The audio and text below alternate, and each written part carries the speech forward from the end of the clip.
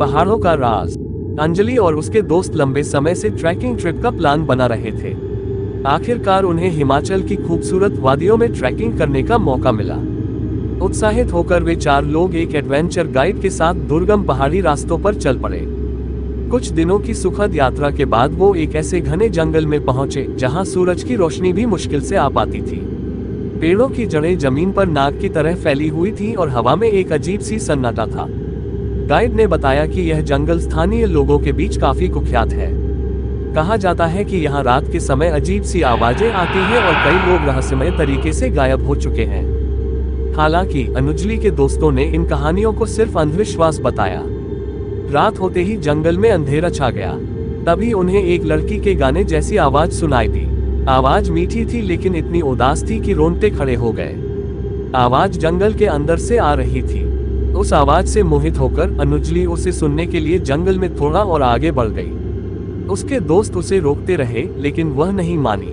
जल्द ही आवाज गायब हो गई और अंजलि को रास्ता भटक गया। घबराकर उसने अपने दोस्तों को पुकारा लेकिन जवाब नहीं मिला। अचानक उसने एक टिमटिमाती रोशनी देखी। उम्मीद जगाकर वो उस रोशनी की तरफ जाने लगी। रोशनी एक छोटे से मंदिर से आ रही थी। मंदिर का दरवाजा खुला हुआ था। अंदर जाने पर उसने एक जवान लड़की की मूर्ति देखी जो बिल्कुल उसी तरह दिख रही थी जैसी आवाज आ रही थी। मंदिर के कोने में उसे एक पुरानी डायरी मिली। उसे पढ़कर पता चला कि वो लड़की इसी जंगल में रहती थी। एक रात उसे अकेला पाकर कुछ जंगली जानवरों ने मार डाला था। अब उसकी आत्मा जंगल में भटकती रहती है और राह भटके लोगों को अपनी तरफ बुलाती है। अंजलि डर के मारे कांपने लगी। तभी उसे लगा कि कोई उसके पीछे खड़ा है। उसने धीरे से पीछे मुड़कर देखा। मूर्ति गायब थी और उसकी जगह एक खूंखार चेहरे वाली लड़की खड़ी थी। चीखने की कोशिश में भी अंजलि की आवाज अटक गई। अचानक अंजलि के दोस्त उसे ढूंढते हुए मंदिर में आ गए। वे अंजलि को बेहोश पाए।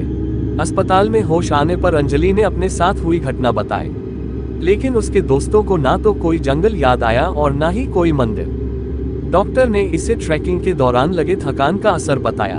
अंजलि को यकीन नहीं हुआ। वह जानती थी कि उसने जो देखा और सुना वह सच था। पहाड़ों के घने जंगल में आज भी उस लड़की की आत्मा भटकती है, राह भटके लोगों को अपनी मधुर आवाज में बुलाकर उनके साथ अपना दुख बांटने के लिए।